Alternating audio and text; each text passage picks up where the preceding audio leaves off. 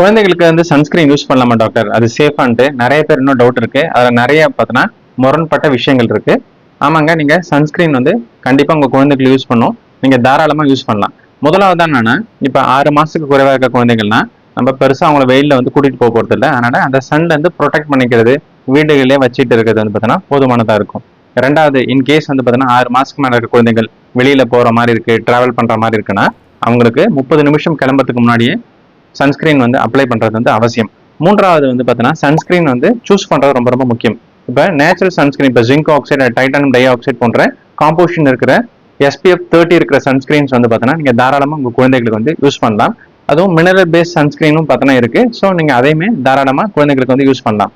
And நான்காவதா எங்க apply பண்ணக்கூடாதுன்னா உங்களுடைய மவுத்து, கண் பகுதியில, பாம்ஸ்ல வந்து அப்ளை பண்ணாதீங்க. மற்றபடி எக்ஸ்போஸ் பார்ட்ஸ்ல வந்து பார்த்தீங்கன்னா அப்ளை பண்ணுங்க.